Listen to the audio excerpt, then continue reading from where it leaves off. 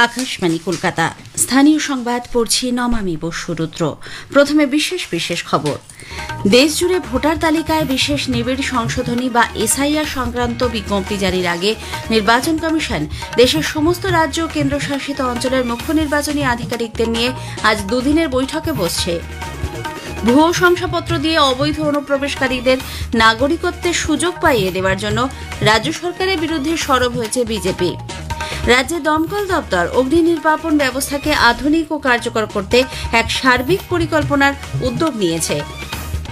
Social মিডিয়ায় গুজব ছড়ানোর অভিযোগে 1000-এর বেশি ভুয়ো অ্যাকাউন্ট বন্ধ করেছে মুর্শিদাবাদ জেলা প্রশাসন।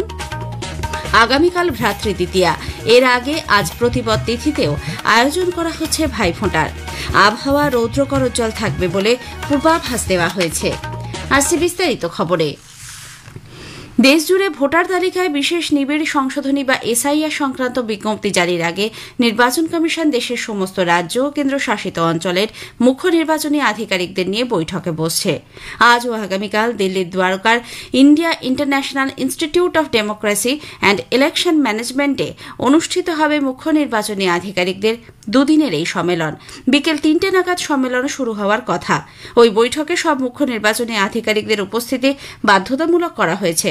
ভোটার তালিকা সংশোধনের দায়িত্বপ্রাপ্ত অতিরিক্ত বা যুগ্ম মুখ্য নির্বাচনী আধিকারিক এবং রাজ্য বা কেন্দ্রশাসিত অঞ্চলের মিডিয়া সমন্বয়কারীকেও বৈঠকে থাকতে হবে। রাজ্যের মুখ্য নির্বাচনী আধিকারিককে পাঠানো এক চিঠিতে নির্বাচন কমিশন বলেছে, সম্মেলনে উপস্থিত প্রতিনিধিদের সঙ্গে বিশদ আলোচনা করে বিশেষ নিবিড় সংশোধনী অভিযানকে আরও কার্যকর ও স্বচ্ছ করার জন্য রূপরেখা তৈরি হবে। পাশাপাশি রাজ্যগুলির মধ্যে সেরা কার্যপদ্ধতির বিনিময় ও ভোটার তালিকা প্রস্তুতিতে প্রযুক্তি নির্ভর উদ্যোগ নিয়েও আলাপ আলোচনা চলবে।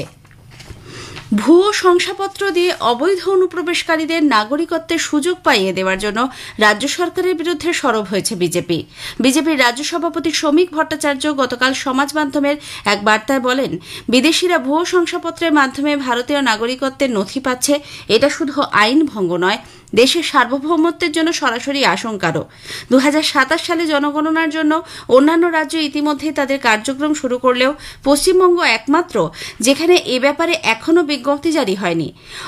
অপর এক বার্তায় তিনি বলেছেন, কেন্দ্রীয় স্বরাষ্ট্র মন্ত্রক 2024 সালের ডিসেম্বরের মধ্যে রাজ্যগুলিকে প্রশাসনিক সীমানা চূড়ান্ত করতে বলেছিল। এক্ষেত্রেও তৃণমূল কংগ্রেস সরকার যে গতিতে এগোচ্ছে তা সাধারণ মানুষের স্বার্থকে উপেক্ষা করার শামিল।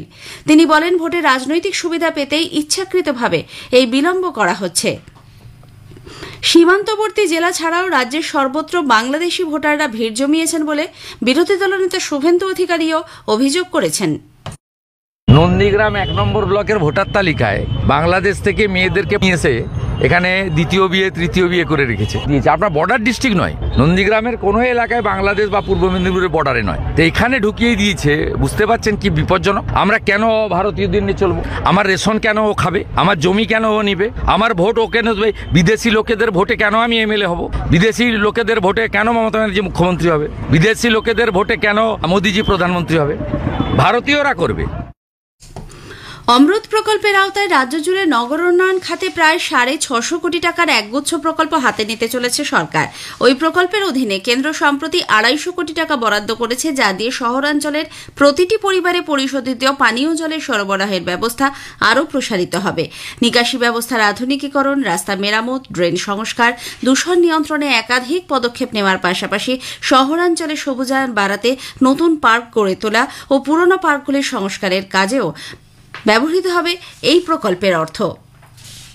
রাজ্যের দমকল দপ্তর অগ্নি নির্বাপন ব্যবস্থাকে আধুনিক ও কার্যকর করতে এক সর্বাঙ্গীন মাস্টার প্ল্যান হাতে নিয়েছে।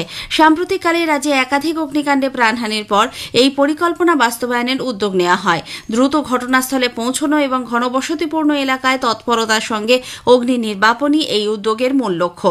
দপ্তর সূত্রে জানা গেছে, দুর্ঘটনার খবর পাওয়ার সঙ্গে সঙ্গে ফায়ার ইঞ্জিন যাতে দ্রুত পৌঁছতে পারে সেজন্য অ্যাম্বুলেন্স পরিষেবার আদলে গ্রিন করিডোর চালুর প্রস্তাব চূড়ান্ত হয়েছে। প্রযুক্তি নির্ভর এই মাস্টার প্ল্যানে ড্রোন ব্যবহারের ভাবনাও অন্তর্ভুক্ত রয়েছে। বিশেষত ঘিঞ্জি ও সরু গলির এলাকায় যেখানে বড় গাড়ি ঢোকানো কঠিন, সেখানে ড্রোনের মাধ্যমে আগুনের উৎস চিহ্নিত করা, উদ্ধার কাজে সহায়তা এবং পাইপ সংযুক্ত করে জল পৌঁছে দেওয়ার প্রক্রিয়া চালুর পরিকল্পনা চলছে। এর পাশাপাশি রাজ্যের বিভিন্ন জেলায় আরও 25টি নতুন দমকল কেন্দ্র গড়ে তোলার সিদ্ধান্ত হয়েছে। কালীপুজোর রাতে বিভিন্ন জেলা থেকে আগুন লাগার খবর এসেছে। পশ্চিম মেদিনীপুরের কেশিয়ারি থানার খাজরা 2 নম্বর গ্রাম পঞ্চায়েতের বড়চাটি এলাকায় বাজির ফুলকি থেকে গোটা বাড়িতে আগুন ধরে যায়। ঘণ্টা দুয়েকের চেষ্টায় তা নিয়ন্ত্রণে আসে। মুর্শিদাবাদের ধুলিয়ানে একটি কাপড়ের দোকানে বাজি থেকে আগুন লাগে। বিদ্যুতের মেইন সুইচ বন্ধ থাকায় বিপত্তি খানিকটা এড়ানো গেছে, তবে ক্ষয়ক্ষতি হয়েছে প্রচুর। পশ্চিম বর্ধমানের দুর্গাপুরের ভেডিঙ্গি মোড়ে বিএসএনএল এর অফিসের সার্ভারে গতকাল আগুন লাগে। সার্ভার রুমের এসি থেকে ধোঁয়া বেরোতে দেখে খবর দেওয়া হয় দমকলে। ক্ষয়ক্ষতির পরিমাণ জানা যায়নি। প্রধানমন্ত্রী নরেন্দ্র মোদী আগামী রবিবার 26শে অক্টোবর আকাশবাণীতে মন কি বাত অনুষ্ঠানে তাঁর চিন্তাভাবনা দেশ বিদেশের মানুষের সঙ্গে ভাগ করে নেবেন। এটি হবে মাসিক এই বেতার অনুষ্ঠানের 127তম পর্ব। বেলা 11টা থেকে আকাশবাণী এবং দূরদর্শনের সবকটি চ্যানেলে অনুষ্ঠানটি একযোগে শোনা যাবে। স্থানীয় সংবাদ শুনছেন আকাশবাণী কলকাতা কেন্দ্র থেকে। সোশ্যাল মিডিয়ায় গুজব ছড়ানোর অভিযোগে 1000-এর বেশি ভুয়ো অ্যাকাউন্ট বন্ধ করল মুর্শিদাবাদ জেলা প্রশাসন। ফেসবুক, ইনস্টাগ্রাম, ইউটিউব ও এক্সের সাম্প্রদায়িক উত্তেজনা সৃষ্টিকারী পোস্ট ও ভিডিও ছড়িয়ে পড়ায় জেলা পুলিশ ও সাইবার সেল যৌথভাবে তদন্তে নেমে 11,000-এর বেশি বিকৃত এবং ধর্মীয়ভাবে বিদ্বেষমূলক পোস্ট ডিলিট করে। জানা গেছে, বহু অ্যাকাউন্ট বিদেশ ও অন্য রাজ্য থেকে পরিচালনার পাশাপাশি কৃত্রিম বুদ্ধিমত্তা ব্যবহার করে স্থানীয়দের মুখ বসিয়ে ভুয়ো বক্তব্য প্রচার করা হচ্ছিল। এই ঘটনায় জড়িত থাকার অভিযোগে এখনো পর্যন্ত 486 জনকে চিহ্নিত করে জিজ্ঞাসাবাদ করা হয়েছে। যাচাই না করে কোনো পোস্ট বা ভিডিও শেয়ার না করতে সকলকে সতর্ক করেছে প্রশাসন। কোচবিহার পুলিশ সুপার দ্যুতিমান ভট্টাচার্যের বিরুদ্ধে মহিলা ও শিশুদের মারধরের অভিযোগে চাঞ্চল্য ছড়িয়েছে।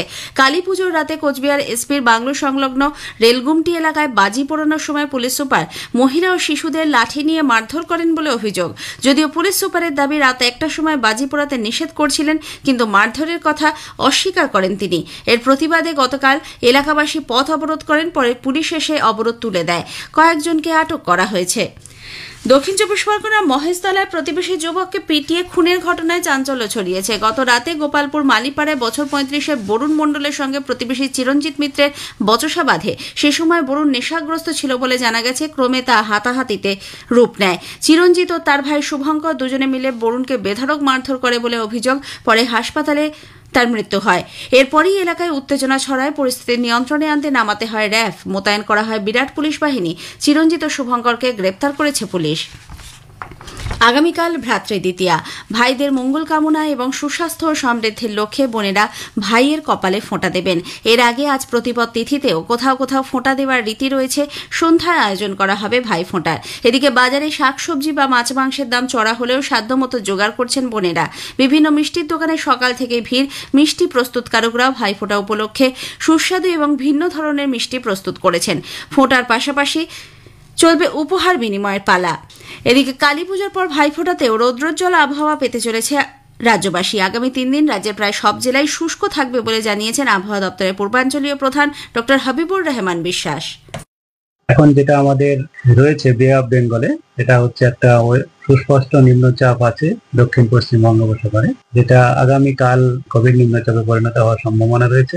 আমাদের পশ্চিমবঙ্গের রাজ্যের জন্য এর কোনো পরোক্ষ প্রভাব আমাদের রাজ্যের প্রতি নেই। আগামী 3 দিনেই সর্বত্রই শুষ্ক আবহাওয়া থাকার সম্ভাবনা রয়েছে। উপকূল অঞ্চলে কিছু কিছু জায়গায় হালকা থেকে মাঝারি বৃষ্টিপাতের সম্ভাবনা রয়েছে।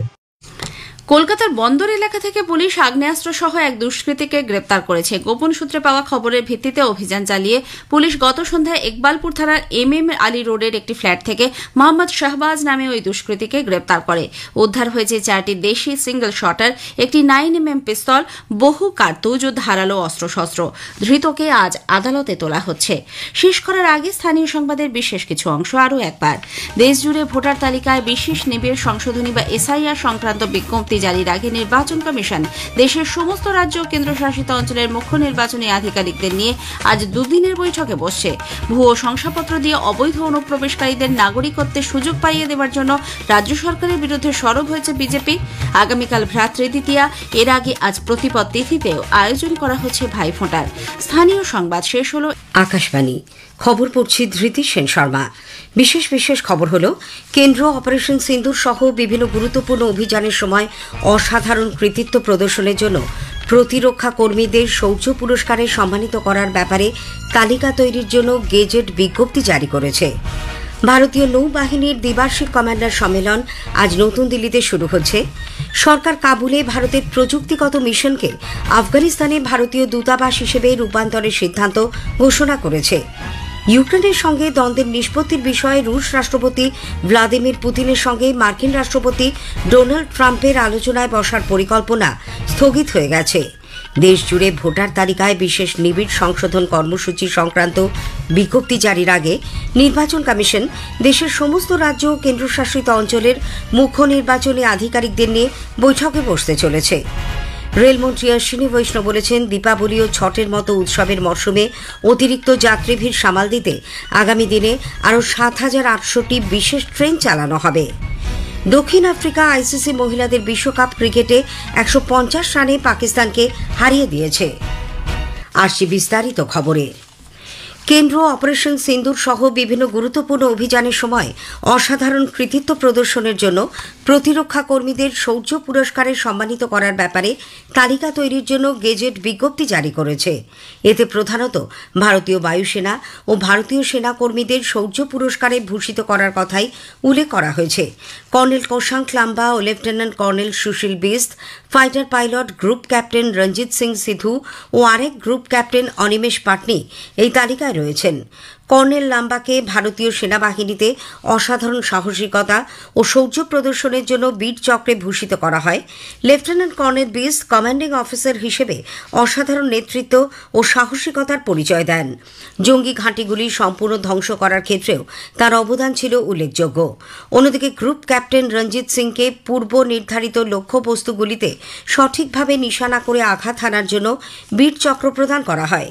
গ্রুপ ক্যাপ্টেন অনিমেষ পাটনি একটি অগ্রবর্তী ঘাঁটি থেকে ভূমি থেকে আকাশে নিক্ষেপযোগ্য ক্ষেপণাস্ত্র নিক্ষেপ করার ক্ষেত্রে অসাধারণ কৃতিত্বের স্বীকৃতি হিসেবে বীর চক্রে ভূষিত হন। উল্লেখ্য, রাষ্ট্রপতি দ্রৌপদী মুর্মু এর আগে সশস্ত্র বাহিনী এবং সশস্ত্র পুলিশ কর্মীদের অসাধারণ কৃতিত্বের স্বীকৃতি হিসেবে ১২৭টি শৌর্য পুরস্কার এবং ৪০টি বিশিষ্ট সেবা পদক প্রদানের বিষয়টি অনুমোদন করেন। ভারতীয় নৌবাহিনীর দ্বিবার্ষিক কমান্ডার সম্মেলন আজ নতুন দিল্লিতে শুরু হচ্ছে। অপারেশন সিন্দুরের প্রেক্ষাপটে ৩ দিনের এই সম্মেলন বিশেষ তাৎপর্যপূর্ণ। সম্মেলনে প্রতিরক্ষামন্ত্রী রাজনাথ সিং ও প্রতিরক্ষা সচিব ২০৪৭ সালের মধ্যে বিকশিত ভারতের লক্ষ্য অর্জন ও জাতীয় স্বার্থের মতো বিভিন্ন বিষয়ে নৌবাহিনীর কমান্ডারদের সামনে ভাষণ দেবেন। প্রতিরক্ষা ও বিমান বাহিনীর প্রধানরাও সম্মেলনে ভাষণ দেবেন। ভারতীয় সেনাবাহিনী, বিমান বাহিনী এবং উপকূলরক্ষী বাহিনীর মধ্যে সমন্বয় বজায় রেখে ভারত মহাসাগর অঞ্চল ও ভারত প্রশান্ত মহাসাগরীয় এলাকায় যে কোনো চ্যালেঞ্জের মোকাবিলার বিষয়েও সম্মেলনে বিশেষ গুরুত্ব আরোপ করা হবে। সরকার কাবুলে ভারতের প্রযুক্তিগত মিশনকে আফগানিস্তানে ভারতীয় দূতাবাস হিসেবে রূপান্তরের সিদ্ধান্ত ঘোষণা করেছে। অবিলম্বে এই সিদ্ধান্ত কার্যকর হয়েছে। বিদেশ মন্ত্রক এক বিবৃতিতে জানিয়েছে, সে দেশের সঙ্গে পারস্পরিক স্বার্থ সংশ্লিষ্ট সার্বিক সহযোগিতা আরও জোরদার করার বিষয়ে ভারতের দায়বদ্ধতার প্রতিফলন এই সিদ্ধান্ত। চলতি মাসে আফগানিস্তানের বিদেশমন্ত্রী মৌলভী আমির খান মুত্তাকির ভারত সফরের সময় বিদেশমন্ত্রী ড এস জয়শঙ্কর কাবুলে ভারতের প্রযুক্তিগত মিশনকে আরও উন্নত করে ভারতীয় দূতাবাস হিসেবে রূপান্তরের সিদ্ধান্ত ঘোষণা করে। নেপালের প্রধানমন্ত্রী সুশীলা কার্কি সেদেশের সাধারণ নির্বাচন ও নিরাপত্তা সংক্রান্ত বিষয় নিয়ে আলোচনার জন্য গতকাল বিভিন্ন প্রধান রাজনৈতিক দলের প্রতিনিধিদের সঙ্গে বৈঠক করেন। বালুওয়াটারে প্রধানমন্ত্রীর সরকারি বাসভবনে ওই বৈঠকে নেপালের ভেঙে যাওয়া প্রতিনিধি সভার বিভিন্ন রাজনৈতিক দলের বেশ কিছু গুরুত্বপূর্ণ সদস্য অংশ নেন। বৈঠকে শ্রীমতী কার্কি অবাধ ও সুষ্ঠু নির্বাচন সুনিশ্চিত করার জন্য রাজনৈতিক নেতৃবৃন্দের সহযোগিতা চান। অন্যদিকে নেতারাও নির্বাচনের উপযোগী পরিবেশ বজায় রাখার আবেদন জানান। উল্লেখ্য, ৭৩ বছর বয়সী সুশীলা কার্কি গত মাসে নেপালে প্রথম মহিলা প্রধানমন্ত্রী পদে আসীন হন। ইউক্রেনের সঙ্গে দ্বন্দ্বের নিষ্পত্তির বিষয়ে রুশ রাষ্ট্রপতি ভ্লাদিমির পুতিনের সঙ্গে মার্কিন রাষ্ট্রপতি ডোনাল্ড ট্রাম্পের আলোচনায় বসার পরিকল্পনা স্থগিত হয়ে গেছে। হোয়াইট হাউসের পক্ষ থেকে এক বিবৃতিতে জানানো হয়েছে, আগামী কয়েকদিনের মধ্যে দুই নেতার সাক্ষাতের কোনো পরিকল্পনা নেই। গাজা শান্তি চুক্তি আরও সুদৃঢ় করা এবং হামাসের সঙ্গে বিরোধের স্থায়ী সমাধানের লক্ষ্যে ট্রাম্প প্রশাসনের কূটনৈতিক তৎপরতার অঙ্গ হিসেবে মার্কিন উপরাষ্ট্র জেডি ভ্যান্স ইসরায়েল সফরে সেদেশে পৌঁছেছেন। সপ্তাহান্তে তৈরি হওয়া নতুন করে উত্তেজনার প্রেক্ষিতে 12 দিনের যুদ্ধবিরতি ভেঙে যাওয়ার আশঙ্কার মধ্যেই মার্কিন উপরাষ্ট্রপতির এই সফর। দেশে যুব সমাজের মধ্যে তামাক সেবনের ক্ষতিকারক দিক সম্পর্কে সচেতন করতে শুরু হয়েছে 2 মাস ব্যাপী তামাক মুক্ত যুব অভিযান। একটি প্রতিবেদন। সারা দেশে এখন চলছে তৃতীয় পর্যায়ের তামাক মুক্ত যুব অভিযান। শিক্ষামন্ত্রক স্কুল পড়ুয়া এবং তরুণ প্রজন্মকে তামাকের ক্ষতিকারক দিক সম্পর্কে সচেতন করতে এই কর্মসূচি হাতে নিয়েছে। 2 মাস ব্যাপী এই কর্মসূচি শুরু হয়েছে এ মাসের 9 তারিখে। বিশিষ্ট জনস্বাস্থ্য বিশেষজ্ঞ ডক্টর কাজল কৃষ্ণ বণিক আকাশবাণীকে বলেন, হতাশা থেকেই যুব সমাজ তামাকে আসক্ত হচ্ছে। দৃঢ় প্রতিজ্ঞা ও নির্দিষ্ট পরিকল্পনার মাধ্যমেই তামাক বর্জন করা সম্ভব। কাজটা কঠিন কিন্তু অসম্ভব নয়, তাই ধীরে ধীরে কিন্তু নিশ্চিত পাবে তামাক পরিত্যাগের পদ্ধতি অবলম্বন করে এগোনো উচিত। তার জন্য একটা পরিকল্পনা তৈরি করতে হয়। আমি তামাক ছাড়বো, আমি তামাক থেকে দূরে থাকবো, এই সদিচ্ছা জাগ্রত করার পরে সামনের দিনের কোনো একটা তারিখকে যদি নির্দিষ্ট করে ধীরে ধীরে নিশ্চিত গতিতে প্রথমে একটু একটু করে কমানো, তারপরে একেবারে কমানো এবং তারপর সর্বস্বভাবে ত্যাগ করে দেওয়ার পদ্ধতি অবলম্বন করা উচিত। যুব সমাজকে উদ্বুদ্ধ করা উচিত এই পরিকল্পনা মাফিক এগিয়ে যাওয়ার জন্য। অভিজিৎ চক্রবর্তী, আকাশবাণী সংবাদ, কলকাতা। প্রধানমন্ত্রী নরেন্দ্র মোদী আগামী রবিবার 26শে অক্টোবর আকাশবাণীতে মন কি বাত অনুষ্ঠানে তার চিন্তাভাবনা দেশ বিদেশের মানুষের সঙ্গে ভাগ করে নেবেন। এটি হবে মাসিক এই বেতার অনুষ্ঠানের 127তম পর্ব। এ খবর আপনারা শুনছেন আকাশবাণী থেকে। দেশজুড়ে ভোটার তালিকায় বিশেষ নিবিড় সংশোধন কর্মসূচি বা এসআইআর সংক্রান্ত বিজ্ঞপ্তি জারির আগে নির্বাচন কমিশন দেশের সমস্ত রাজ্য ও কেন্দ্রশাসিত অঞ্চলের মুখ্য নির্বাচনী আধিকারিকদের নিয়ে এক বৈঠকে বসতে চলেছে। আজও আগামীকাল দিল্লির দ্বারকার India International Institute of Democracy and Election ম্যানেজমেন্টে মুখ্য নির্বাচনী আধিকারিকদের দুদিনের এই সম্মেলনে সব আধিকারিকদের উপস্থিতি বাধ্যতামূলক করা হয়েছে। তাদের সঙ্গে থাকতে হবে ভোটার তালিকা সংশোধনের দায়িত্বপ্রাপ্ত অতিরিক্ত বা যুগ্ম মুখ্য নির্বাচনী আধিকারিক এবং রাজ্য বা কেন্দ্রশাসিত অঞ্চলের মিডিয়া সমন্বয়কারীকেও। এদিকে বিহার বিধানসভা নির্বাচনে দ্বিতীয় শেষ পর্যায়ের জন্য জমা পড়া মনোনয়নপত্রগুলি গতকাল পরীক্ষা করে দেখা হয়। এই দফায় 11ই নভেম্বর রাজ্যের 20টি জেলার 122টি আসনে ভোট গ্রহণ। এই আসনগুলিতে 2600 জনেরও বেশি প্রার্থী মনোনয়ন দাখিল করেন। প্রার্থীপদ পরীক্ষার সময় পূর্ব চম্পারণ জেলার সুগাউলি আসনের বিকাশশীল ইনসান পার্টির প্রার্থীর মনোনয়ন পদ্ধতিগত ত্রুটির জন্য খারিজ হয়ে যায়। নাম প্রত্যাহারের শেষ দিন আগামীকাল 23শে অক্টোবর। এদিকে প্রথম দফায় নীতিশ কুমার সরকারের 16 জন মন্ত্রী প্রতিদ্বন্দ্বিতা করছেন। এদের মধ্যে 11 জন বিজেপির এবং 5 জন জনতা দল ইউনাইটেডের। উল্লেখ্য, বিহারে 2টি পর্যায়ে 6 ও 11ই নভেম্বর ভোট নেওয়া হবে। নির্বাচন কমিশন বলেছে, দেশের নাগরিক ও রাজনৈতিক দলগুলি এখন থেকে আদর্শ আচরণবিধি লঙ্ঘনের অভিযোগ জানানোর জন্য ইসিআই নেট প্ল্যাটফর্মে সিভিজিল অ্যাপ ব্যবহার করতে পারবেন। কমিশন এক বিবৃতিতে জানিয়েছে, একটি অভিযোগ মনিটরিং ব্যবস্থাও চালু করা হয়েছে। এর নম্বর হল 1950। ছট পুজোর আগে যাত্রী স্বাচ্ছন্দ্যের দিকটি খতিয়ে দেখতে রেলমন্ত্রী অশ্বিনী বৈষ্ণব গতকাল নতুন দিল্লির রেল স্টেশন পরিদর্শন করেন। তিনি বলেছেন, দীপাবলি ও ছটের মতো উৎসবের মরশুমে অতিরিক্ত যাত্রী ভিড় সামাল দিতে আগামী দিনে আরও 7,800টি বিশেষ ট্রেন চালানো হবে। পরিস্থিতি পর্যালোচনায় খোলা হচ্ছে ওয়ার রুমও। যাত্রীদের কাছে সুষ্ঠু পরিষেবা পৌঁছে দিতে 12 লক্ষ রেলকর্মী রাত দিন পরিশ্রম করে চলেছেন। कई पैसेंजर्स को पूछा है, उन सब ने व्यवस्था के ऊपर अच्छा सेटिस्फैक्शन व्यक्त किया है। और किसी एक बहन ने तो कहा था कि 14 वर्षों से वो अपने यही दिवाली छठ के काम जाती है, लेकिन इस साल का उनको सबसे अच्छा लगा। मेहनत कर रही है पूरी टीम और करीब करीब अब तक स्पेशल्स में 1 करोड़ से ज़्यादा पैसेंजर्स जा चुके हैं। দেশের বিভিন্ন স্থানে আজ গোবর্ধন পূজা উদযাপিত হচ্ছে। সকাল থেকেই ভক্তরা ভিড় জমিয়েছেন মন্দিরে। এদিকে বিশ্বজুড়ে গুজরাটি সম্প্রদায় আজ তাদের নববর্ষ উদযাপন করছে। দক্ষিণ আফ্রিকা আইসিসি মহিলাদের বিশ্বকাপ ক্রিকেটে 150 রানে পাকিস্তানকে হারিয়ে দিয়েছে। কলম্বোয় গতরাতে বৃষ্টি বিঘ্নিত রাউন্ড রবিন লিগের এই ম্যাচে দক্ষিণ আফ্রিকা ডিএলএস পদ্ধতিতে পাকিস্তানকে হারিয়ে দেয়। এই জয়ের সুবাদে দক্ষিণ আফ্রিকা 6টি খেলা থেকে 10 পয়েন্ট সংগ্রহ করল। শেষ করার আগে খবরের বিশেষ কিছু অংশ আরও একবার। কেন্দ্র অপারেশন সিন্দুর সহ বিভিন্ন গুরুত্বপূর্ণ অভিযানের সময় অসাধারণ কৃতিত্ব প্রদর্শনের জন্য প্রতিরক্ষা কর্মীদের শৌর্য পুরস্কারে সম্মানিত করার ব্যাপারে তালিকা তৈরির জন্য গেজেট বিজ্ঞপ্তি জারি করেছে।